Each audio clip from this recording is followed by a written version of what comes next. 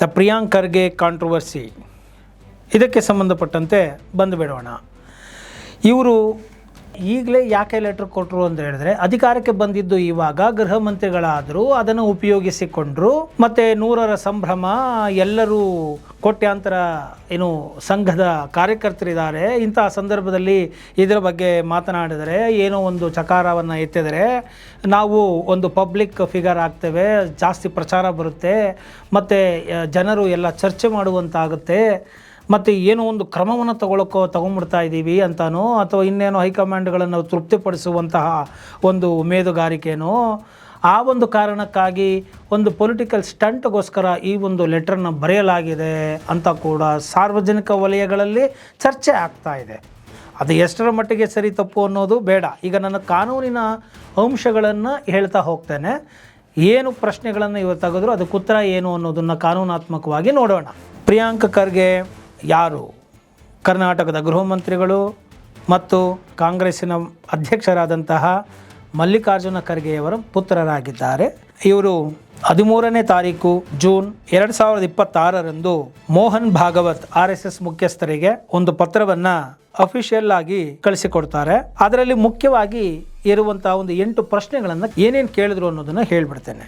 Legal status ಏನಿದೆ, ಕಾನೂನಿನ ಒಂದು ಸ್ಥಿತಿಗತಿ ಏನು ಇದ್ರದ್ದು, ಲೀಗಲ್ ಸ್ಟೇಟಸ್, ರಿಜಿಸ್ಟ್ರೇಷನ್ ಬಗ್ಗೆ, ನೀವು ರಿಜಿಸ್ಟ್ರೇಷನ್ ಮಾಡ್ಕೊಂಡಿದ್ದೀರಾ, ಫಂಡಿಂಗು ಮತ್ತು ಡೊನೇಷನ್ಸ್ಗಳು ಎಲ್ಲಿಂದ ಬರ್ತಾ ಇದೆ ನಿಮಗೆ, ಮತ್ತೆ ಅಸೆಟ್ಸ್ ಅಂಡ್ ಎಕ್ಸ್ಪೆಂಡಿಚರ್, ಆಸ್ತಿಗಳೇನು, ಖರ್ಚುಗಳೇನು, ಯಾವ ಮೂಲದಿಂದ ನಿಮಗೆ ಆದಾಯ ಬರ್ತಾ ಇದೆ, ಫಂಡ್ ಹೆಂಗ್ ಬರ್ತಾ ಇದೆ, ಟ್ಯಾಕ್ಸ್ ಕಂಪ್ಲೇನ್ಸ್ಗಳೆಲ್ಲ ಮಾಡ್ತಾ ಇದ್ದೀರಾ, ಟ್ಯಾಕ್ಸ್ಗಳನ್ನು ಕಟ್ತಾ ಇದ್ದೀರಾ ಸರ್ಕಾರಕ್ಕೆ, ಯಾಕಂದ್ರೆ ಕೋಟ್ಯಾಂತರ ರೂಪಾಯಿ ಟ್ರಾನ್ಸಾಕ್ಷನ್ಗಳು ಆಗ್ತಾ ಇರೋದ್ರಿಂದ. ಆಫೀಸ್ ಬೇರರ್ಸ್ ಯಾರು, ಮೂಲ ಪಬ್ಲಿಕ್ ಆಕ್ಟಿವಿಟೀಸ್ಗಳನ್ನು ಹೇಗೆ ಯಾವ ರೂಪದಲ್ಲಿ ನಡೆಸ್ತಾ ಇದ್ದೀರಾ, ಮತ್ತು ನೀವು ಮಾಡ್ತಾ ಇರ್ತಕ್ಕಂಥ ಕೆಲಸ ಟ್ರಾನ್ಸ್ಪರೆಂಟ್ ಆಗಿ ಪಾರದರ್ಶಕವಾಗಿದೆಯಾ, ಅಕೌಂಟಬಿಲಿಟಿ ಆಗಿದೆಯಾ, ಲೆಕ್ಕಗಳನ್ನು ಇಟ್ಕೊಂಡಿದ್ದೀರಾ, ಇದನ್ನು ಪ್ರಶ್ನೆ ಮಾಡಿದ್ದಾರೆ. ಇದು ಒಂದೊಂದಾಗಿ ನೋಡ್ಕೊಂಡು ಹೋಗ್ಬಿಡೋಣ. Why did you ask these questions? ಅವ್ರ ಪ್ರಶ್ನೆ ಏನು ಅಂತ ಹೇಳಿದ್ರೆ, ಯಾವುದೇ ಸಂಸ್ಥೆ ಸಂವಿಧಾನಕ್ಕಿಂತ ದೊಡ್ಡದಲ್ಲ. ಯಾವುದೇ ಒಂದು NGO ಆಗಿರ್ಬೋದು, ಕಂಪ್ನಿಗಳಾಗಿರ್ಬೋದು, ರಿಲಿಜಿಯಸ್ ಇನ್ಸ್ಟಿಟ್ಯೂಷನ್ಗಳಾಗಿರಬಹುದು, ಇದೆಲ್ಲವೂ ಕೂಡ ಒಂದು ಪಾರದರ್ಶಕತೆಯನ್ನು ಕಾಪಾಡಿಕೊಂಡು ಹೋಗಬೇಕು. ಆದರೆ RSS ಇದಕ್ಕೆ ಹೊರತಲ್ಲ. ಆದ್ದರಿಂದ ನಮಗೆ ಲೆಕ್ಕವನ್ನು ಕೊಡಬೇಕು. ಗೃಹ ಮಂತ್ರಿಯಾಗಿ ನನಗೆ ಅಫಿಷಿಯಲ್ ಆಗಿ ಸಾಕಷ್ಟು ದೂರುಗಳು ಬಂದಿರೋದ್ರಿಂದ ಇದರ ಬಗ್ಗೆ ನಾನು ಸ್ಪಷ್ಟನೆಯನ್ನು ಕೇಳ್ತಾ ಇದ್ದೀನಿ ಎಂಬುವಂತಹ ಪತ್ರವನ್ನು ಅವರು ಬರೀತಾರೆ. ಗೃಹ ಮಂತ್ರಿಯಾಗಿ ನನ್ನ ಅಫಿಷಿಯಲ್ ಕೆಪಾಸಿಟಿ ಆಧಾರದ ಮೇಲೆ ಇದನ್ನು ಕೇಳ್ತಾ ಇದ್ದೀನಿ ಹೊರತು ಪೊಲಿಟಿಕಲ್ ರೀಸನ್ಸ್ಗೆ ಕೇಳ್ತಾ ಇಲ್ಲ ಎಂಬುದನ್ನು ಸ್ಪಷ್ಟವಾಗಿ ಅವರು ಹೇಳಿರ್ತಾರೆ. ಇದಕ್ಕೆ ನೀವು ಕಾನೂನಾತ್ಮಕವಾಗಿ ಉತ್ತರವನ್ನು ನೀಡದೇ ಹೋದರೆ ನಾವು ಫಾರ್ಮಲ್ ಲೀಗಲ್ ನೋಟಿಸನ್ನು ಕಳಿಸ್ತೇವೆ ಎಂಬುವಂತಹ ಒಂದು ಮಾತನ್ನು ಕೂಡ ಅದರಲ್ಲಿ ಹೇಳಿರ್ತಾರೆ. ಇನ್ನು RSSನ ಮುಖ್ಯಸ್ಥರಾದಂಥವರು ಉತ್ತರವನ್ನು ಸ್ಪಷ್ಟವಾಗಿ ಹೇಳಿಬಿಟ್ಟಿದ್ದಾರೆ. ಅದು ಯಾವುದೋ ಒಂದು ಸಭೆಯ ಸಮಾರಂಭದಲ್ಲಿ ಹೇಳಿದ್ದಾರೆ. ಇದೆಲ್ಲ ಪೊಲಿಟಿಕಲ್ ಮೋಟಿವೇಟೆಡ್ ಆಗಿ ಒಂದು ಪಕ್ಷದವರು ಇನ್ನೊಂದು ಪಕ್ಷದವರನ್ನು ತುಳಿಯುವಂತಹ ಒಂದು ಪ್ರಯತ್ನ, ಪೊಲಿಟಿಕಲ್ ಸ್ಟಂಟ್ ಆಗಿ ಪಬ್ಲಿಸಿಟಿಗಾಗಿ ಇದನ್ನು ಮಾಡ್ತಾ ಇದ್ದಾರೆ. ಇವರು ಮಾಡಿರ್ತಕ್ಕಂಥ ಆರೋಪಗಳೆಲ್ಲ ಹೊರಳಿಲ್ಲ, ಕಾನೂನುಬದ್ಧವಾಗಿಲ್ಲ, ಕಾನೂನು ಬಾಹಿರವಾಗಿದೆ. ನಾವು ಯಾವುದನ್ನು ಕೂಡ ಇಲ್ಲಿ ಹೈಡ್ ಮಾಡಿಲ್ಲ, ಗುಪ್ತವಾಗಿ ನಡೆಸ್ತಾ ಇಲ್ಲ. ಓಪನ್ ಆಗಿ ಪಾರ್ಕಲ್ಲಿ, ಮೈದಾನಗಳಲ್ಲಿ ಓಪನ್ ಕಾನ್ಫರೆನ್ಸ್ಗಳನ್ನು, ಸಭೆಗಳನ್ನು, ಅಸೆಂಬಲ್ಗಳನ್ನು ನಾವು ಮಾಡಿಕೊಂಡು ಬಂದಿದ್ದೇವೆ. ಮತ್ತು 100 ವರ್ಷಗಳಿಂದ ನಾವು ಇದನ್ನು ಮಾಡ್ತಾ ಬರ್ತಾ ಇದ್ದೇವೆ. ಆ್ಯಕ್ಟಿವಿಟೀಸ್ಗಳನ್ನು ನಾವು ರಿಜಿಸ್ಟ್ರೇಷನ್ ಮಾಡಿಸೋ ಅವಶ್ಯಕತೆ ಇಲ್ಲ. ಆ ಥರದ ಕಾನೂನು ಏನಿಲ್ಲ. ಆ ಥರದ ಕಾನೂನು ಇದ್ದರೆ ನಮಗೆ ತಿಳಿಸ್ಕೊಡ್ಲಿ, ನಾವು ಅದ್ರ ಪ್ರಕಾರ ಕಂಪ್ಲೇಂಟ್ ಮಾಡ್ತೇವೆ. ಸೊ ಆದ್ದರಿಂದ ನಾವು ಏನು ವೈಯಕ್ತಿಕವಾಗಿ ಇಂಡಿವಿಜುವಲ್ ಆಗಿ ಮಾಡ್ತಾ ಇದ್ದೀವಿ ಅದು ನಾವು ಯಾರಿಗೂ ಲೆಕ್ಕ ಕೊಡುವಂಥ ಅವಶ್ಯಕತೆ ಇಲ್ಲ. ಕಾನೂನು ಅದನ್ನು ಡಿಮ್ಯಾಂಡ್ ಮಾಡೋದಿಲ್ಲ.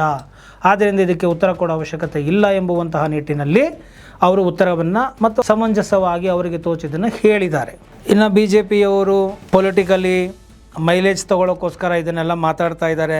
ಸಾಮಾಜಿಕ ಸೇವೆ, ದೇಶದಲ್ಲಿ ಭದ್ರತೆಯನ್ನು, ದೇಶಭಕ್ತಿಯನ್ನು ಮಾಡ್ತಾ ಸೇವೆಗಳನ್ನು ಮಾಡ್ತಾ ಇರೋರನ್ನ ಪ್ರಶ್ನೆ ಮಾಡ್ತಾ ಇರೋದ್ರಲ್ಲಿ ಅರ್ಥವೇ ಇಲ್ಲ ಅಂತ ಹೇಳಿ ಖಾರವಾಗಿ ಟೀಕೆಗಳನ್ನು ಮಾಡಿದ್ದಾರೆ. ಇನ್ನು ಲೀಗಲ್ ಆಕ್ಷನ್ ಹಂಗೆ ನೋಡೋದಾದ್ರೆ RSS ಪ್ರಿಯಾಂಕ್ ಖರ್ಗೆ ಮೇಲೆ ಡಿಫಮೇಷನ್ ಕೇಸನ್ನು ಫೈಲ್ ಮಾಡಿದ್ದಾರೆ. ಪ್ರೈಮಾ ಫೇಸಿ ಕನ್ಸಿಡರ್ ಮಾಡಿ Bengaluru special court Prima ಫೇಸಿ ground ಅನ್ನು ಕನ್ಸಿಡರ್ ಮಾಡಿ ಪ್ರಿಯಾಂಕ್ ಖರ್ಗೆಗೆ ಸಮನ್ಸ್ ಅನ್ನು ಕೂಡ ಇಶ್ಯೂ ಮಾಡಿದ್ದಾರೆ.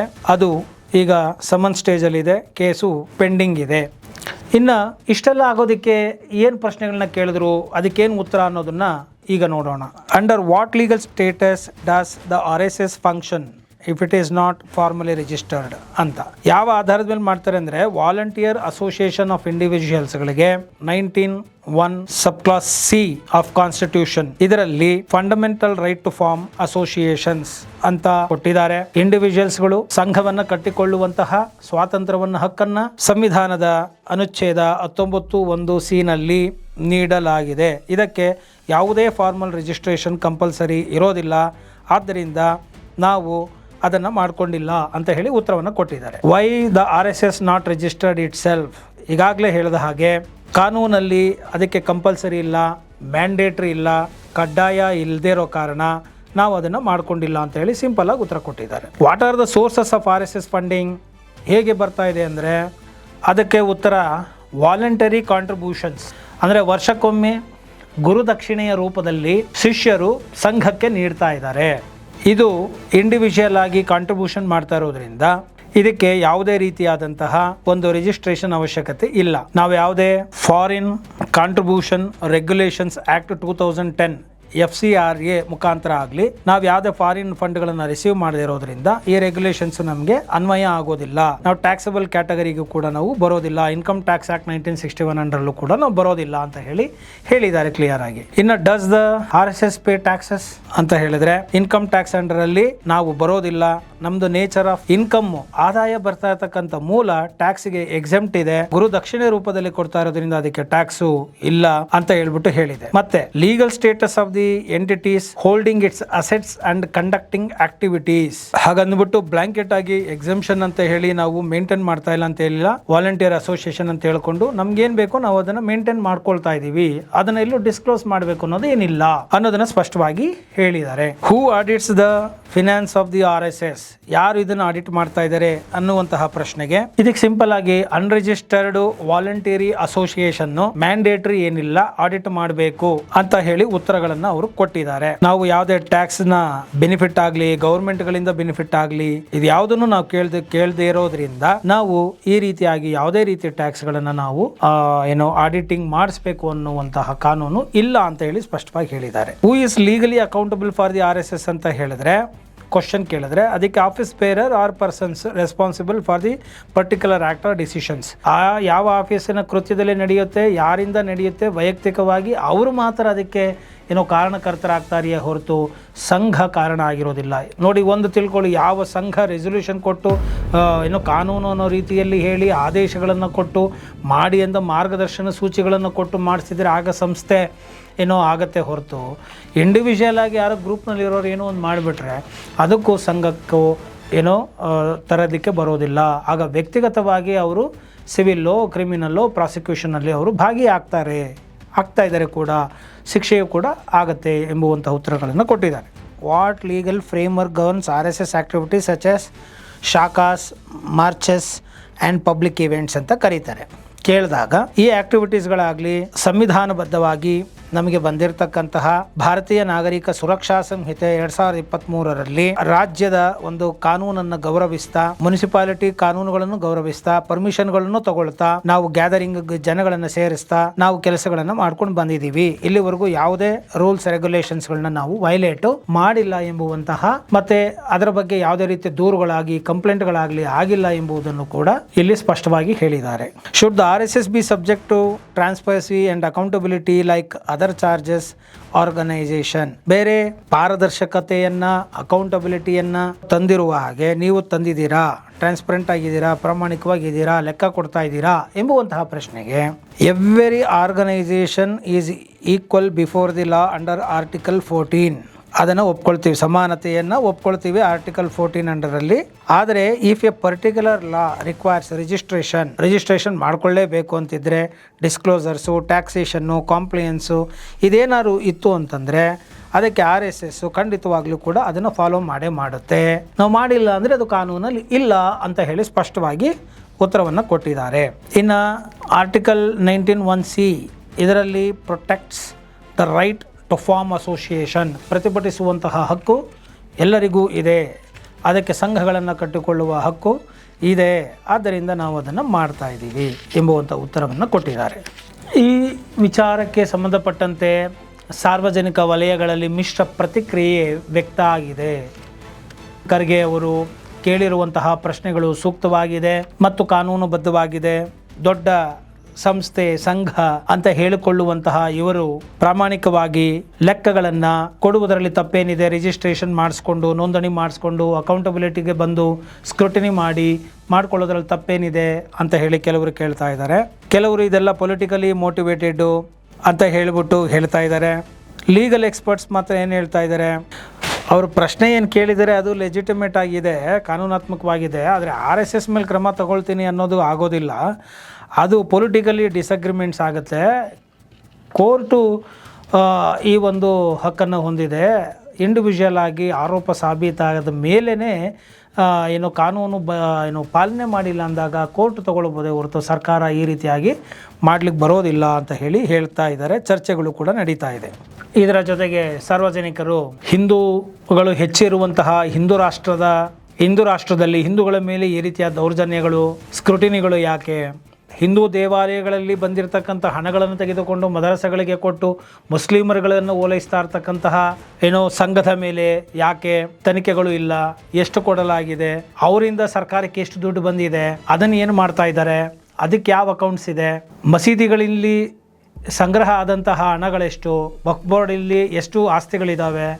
ಅದರಿಂದ ಯಾರಿಗೆ ಅನುಕೂಲ ಇದೆ? ಅದರಿಂದ ಹಿಂದೂಗಳಿಗೆ ಏನಾರು ಅನುಕೂಲ ಮಾಡಿಲ್ವಾ? ಅಥವಾ ಕೇವಲ ಬರೀ ಇದು ಹಿಂದೂಗಳ ಮೇಲೆ ನಡೀತಾ ಇರ್ತಕ್ಕಂತಹ ದೌರ್ಜನ್ಯನ, ಅಥವಾ ಮುಸ್ಲಿಮರ ಓಲೈಕೆಗಾಗಿ ಇದನ್ನೆಲ್ಲ ಮಾಡಿದಾರಾ? ಈ ತರಹದ ಚರ್ಚೆಗಳು ಕೂಡ ಸಾರ್ವಜನಿಕ ವಲಯಗಳಲ್ಲಿ ಇದಾವೆ. ಇದೇ ತರಹದ ಒಂದು ಕೇಸು ಮದ್ರಾಸ್ ಹೈಕೋರ್ಟ್ಗೆ ಹೋದಾಗ ಸರ್ಕಾರ ಜನಗಳನ್ನು ರಕ್ಷಣೆ ಮಾಡಬೇಕೇ ಹೊರತು ನಿರ್ಬಂಧಗಳನ್ನು ಹೇರುವುದಲ್ಲ ಎಂಬುವಂತ ಒಂದು ತೀರ್ಮಾನವನ್ನು ಕೊಟ್ಟಿರೋದು RSSನ ಪರವಾಗಿ ಇದೆ ಹಾಗೂ ಸರ್ಕಾರದ ನಿಲುವಿನ ವಿರುದ್ಧ ಇದೆ ಅಂತಲೂ ಕೂಡ ನಾವು ಹೇಳಬಹುದಾಗಿದೆ. ಒಟ್ಟಾರೆಯಾಗಿ RSS ಮೇಲೆ ಧರ್ಮದ ಅಫೀಮು, ಧರ್ಮದ ವೈಷಮ್ಯ ಇದನ್ನೆಲ್ಲ ಬಿತ್ತುತ್ತಾರೆ. ದಂಡಗಳನ್ನು ಹಿಡಿದು ಪಥಸಂಚಲನವನ್ನು ಮಾಡ್ತಾರೆ. ಸಾರ್ವಜನಿಕವಾಗಿ ಭಯದ ವಾತಾವರಣ ಸೃಷ್ಟಿಸ್ತಾರೆ. ಈ ರೀತಿಯಾಗಿ ಎಲ್ಲ ಆರೋಪಗಳು ಉಂಟು. ಆದರೆ ಆ ತರಹದ ಸನ್ನಿವೇಶಗಳು, ಸಂದರ್ಭಗಳು ಎಲ್ಲೂ ಕಂಡು ಬಂದಿಲ್ಲ. ಸುಮ್ಮನೆ ಆರೋಪಗಳನ್ನು ಮಾಡ್ತಾ ಇದ್ದಾರೆ. Article section 19 sub clause 2, 19 sub clause 3 ಇದರ ಪ್ರಕಾರ state can impose reasonable restrictions. ಕೋಮುವಾದ ಏನಾದರೂ ಮೂಡಿಸಿದರೆ, ಅದಕ್ಕೆ ಸಂಸ್ಥೆಯಿಂದ ಏನಾದರೂ ಠರಾವೋ ಆದೇಶವೋ ಮತ್ತಿನ್ನೇನಾದರೂ ಇದ್ದರೆ ಆಗ ಸರ್ಕಾರ ಕ್ರಮಗಳನ್ನು ತೆಗೆದುಕೊಳ್ಳಬಹುದೇ ಹೊರತು ಕೇವಲ ಆರೋಪಗಳನ್ನು ಮಾಡಲಿಕ್ಕೆ ಸಾಧ್ಯವಿಲ್ಲ. ಸ್ಪೆಸಿಫಿಕ್ ಆಗಿ ಆರೋಪಗಳು ಇರಬೇಕು, ನಿರ್ದಿಷ್ಟವಾದಂತಹ ಆರೋಪ ಇರಬೇಕು, ಅದು ಸಂಸ್ಥೆಯಿಂದ ಹೊರಡಿಸಿರಬೇಕು, ಸಂಸ್ಥೆಯೇ ಅದಕ್ಕೆ ಕಾರಣ ಆಗಿರಬೇಕು, ಅವರ ಆದೇಶದ ಮೇರೆಗೆ ಕಾರ್ಯಗತಿಸಿರಬೇಕು, ಧರ್ಮ ಸಾಂಕರ್ಯ ಆಗಿರಬೇಕು, ಮತ್ತು ಸಂಘರ್ಷ ಆಗಿರಬೇಕು, ಮತಾಂಧತೆಯಿಂದ ಕೂಡಿದ್ದು ಕಾನೂನಿನ ಒಂದು ಸುವ್ಯವಸ್ಥೆ ಹಾಳು ಮಾಡಿ ಶಾಂತಿಗೆ ಭಂಗ ತಂದಿದ್ದೆ ಆದಲ್ಲಿ ಅಂತಹ ಸಂದರ್ಭಗಳಲ್ಲಿ ರೀಸನಬಲ್ ರೆಸ್ಟ್ರಿಕ್ಷನ್ಸ್ಗಳನ್ನು ಇಂಪೋಸ್ ಮಾಡೋದಕ್ಕೆ ಸರ್ಕಾರಕ್ಕೆ ಅಧಿಕಾರ ಅಂತೂ ಖಂಡಿತ ಇದೆ. ಆದ್ದರಿಂದ ಒಟ್ಟಾರೆಯಾಗಿ ನಾವಿಲ್ಲಿ ನೋಡಬೇಕಾಗಿರ್ತಕ್ಕಂಥದ್ದು ಇಷ್ಟೇ. ಶಿಸ್ತು ಜೀವನವನ್ನು ನಡೆಸ್ತಾ ಅಧ್ಯಾತ್ಮ ಮತ್ತು ಧರ್ಮ, ದೇಶಭಕ್ತಿ, ಸಮಾಜ ಸೇವೆ ಅಂತ ಮಾಡ್ತಾ ಹೋಗ್ತಾ ಇರ್ತಕ್ಕಂಥದ್ರ ಮೇಲೆ ಗದಾಪ್ರಹಾರಗಳು ಬೇಡ. ಜೊತೆಗೆ ಸಾಧ್ಯ ಆಗಿದ್ದೇ ಆದಲ್ಲಿ ಒಂದು ಕಾನೂನನ್ನು ಬದಲಾವಣೆ ತಗೊಂಡು ಬನ್ನಿ. ಕಾನೂನು ತಂದು ನೀವು ಇದನ್ನು ಮಾಡ್ಕೊಂಡು ಹೋಗಿ ಅಂತ ಇದ್ದಾಗ ನೀವು RSSನ್ನು ಪ್ರಶ್ನೆ ಮಾಡಬಹುದು. ಇಲ್ಲದೇ ಇದ್ದಾಗ ಇಲ್ಲದೇ ಇರುವ ಕಾನೂನನ್ನು ನೀವು ಪಾಲನೆ ಮಾಡಿ ಅಂತೇಳಿ ಇಂಪೋಸ್ ಮಾಡ್ತೀವಿ, ಇಲ್ಲ ಕ್ರಮ ತಗೋತೀವಿ ಅಂತ ಈ ರೀತಿಯಾದಂತಹ ಒಂದು ಪೊಲಿಟಿಕಲ್ ಸ್ಟೆಂಟ್ ಮತ್ತು ವಿಚಾರಗಳು ಬರದೇ ಹೋದರೆ ಸಾರ್ವಜನಿಕ ವಲಯದಲ್ಲಿ ಇಂತಹ ಚರ್ಚೆಗಳು ನಡೆಯೋದಿಲ್ಲ. ಯಾವುದೇ ಒಂದು ಕೆಲಸ ಮಾಡುವುದಕ್ಕಿಂತ ಮುಂಚೆ ನಾವು ಅದನ್ನು ಸರಿಯಾಗಿ ಅರಿತು ಆಳವಾಗಿ ಅಭ್ಯಾಸ ಮಾಡಿ ಕಾನೂನಿನ ವಿಚಾರಗಳನ್ನು ತಿಳಿದು ಡಿಪಾರ್ಟ್ಮೆಂಟ್ ಇಲಾಖೆಗಳ ಮುಖಾಂತರವಾಗಿ ಎಕ್ಸ್ಪ್ಲನೇಷನ್ ಕೇಳಬಹುದಾಗಿತ್ತೆ ಹೊರತು ಈ ರೀತಿಯಾಗಿ ಇಲ್ಲದ ಕಾನೂನುಗಳನ್ನು ಕೇಳಿಕೊಂಡು ಅಥವಾ ಕಾನೂನಾತ್ಮಕವಾಗಿ ಜಾರಿ ಮಾಡಲಿಕ್ಕೆ ಸಾಧ್ಯವಿಲ್ಲದಂತಹ ಪ್ರಶ್ನೆಗಳನ್ನು ಕೇಳುವುದರ ಮುಖಾಂತರ ಮುಖಭಂಗ ಅಥವಾ ಮಾನಹಾನಿ ಪ್ರಕರಣಗಳನ್ನು ಹಾಕಿಸಿಕೊಳ್ಳುವುದು ತಪ್ಪಿಸಿಕೊಳ್ಳಬಹುದಾಗಿತ್ತು ಅಂತ ನನ್ನ ಒಂದು ಅಭಿಪ್ರಾಯವನ್ನು ವ್ಯಕ್ತಪಡಿಸ್ತಾ ಈ RSSನ ಬಗ್ಗೆ ಮತ್ತೆ ಅದರ ಒಂದು ಸಂಸ್ಥೆಯ ಬಗ್ಗೆ, ಅದರ ಧ್ಯೇಯೋದ್ದೇಶಗಳ ಬಗ್ಗೆ, ಶಾಖೆಗಳ ಬಗ್ಗೆ, ಅದರ ಅಫಿಲಿಯೇಟೆಡ್ ಸಂಸ್ಥೆಗಳ ಬಗ್ಗೆ ಹಾಗೂ ಅದರ ಒಂದು ಕೆಲಸ ಕಾರ್ಯಗಳು ಏನೇನಿದೆ, ಅದು ಯಾಕೆ ಬ್ಯಾನ್ ಆಯಿತು, ಯಾಕೆ ಲಿಫ್ಟ್ ಆಯಿತು ಮತ್ತೆ ತಿರ್ಗಾ, ಈಗ ಬಂದಿರತಕ್ಕಂಥ ಆರೋಪಗಳೇನು, ಪ್ರಶ್ನೆಗಳೇನು, ಅದಕ್ಕೆ ಕಾನೂನಾತ್ಮಕವಾದಂಥ ಉತ್ತರಗಳೇನು, ಈ ಎಲ್ಲ ವಿಷಯಗಳನ್ನು ವಿಸ್ತೃತವಾಗಿ ದೀರ್ಘವಾಗಿ ನಾನು ನೀಡಿದ್ದೇನೆ. ಈ ಎಲ್ಲ ವಿಚಾರಗಳನ್ನು ತಿಳ್ಕೊಳ್ಬಹುದು. ನನ್ನ ಈ ಒಂದು ಶ್ರಮ ಮತ್ತು ವಿಡಿಯೋ ವಿಷಯ ವಸ್ತು ನಿಮಗೆ ಇಷ್ಟ ಆಗಿದ್ದೆ ಆದಲ್ಲಿ ಮರೆಯದ ಹಾಗೆ ಲೈಕ್ ಕೊಡಿ, ಇತರರಿಗೂ ಕೂಡ ಶೇರ್ ಮಾಡಿ. ಇನ್ನು ಮರೆಯದ ಹಾಗೆ ನಿಮ್ಮ ಕಾಮೆಂಟ್ಗಳನ್ನು ಹಾಕುವುದರ ಮುಖಾಂತರ ನಿಮ್ಮ ಅಭಿಪ್ರಾಯಗಳನ್ನು ತಿಳಿಸಿ ಅಂತ ಹೇಳ್ತಾ, ಕೊನೆಯದಾಗಿ ನಾನು ಕೂಡ ನನ್ನ ಜನ್ಮಭೂಮಿಯನ್ನು ಆಗಿರೋದರಿಂದ ನಮಸ್ತೆ ಸದಾ ವತ್ಸಲೆ ಮಾತೃಭೂಮಿ ಅಂತ ಹೇಳ್ತಾ ನಾನು ಈ ಒಂದು ವಿಡಿಯೋವನ್ನು ಮುಗಿಸ್ತಾ ಇದ್ದೀನಿ. ಜೈ ಹಿಂದ್, ಜೈ ಕರ್ನಾಟಕ ಮಾತೆ, ಜೈ ಭಾರತಾಂಬೆ.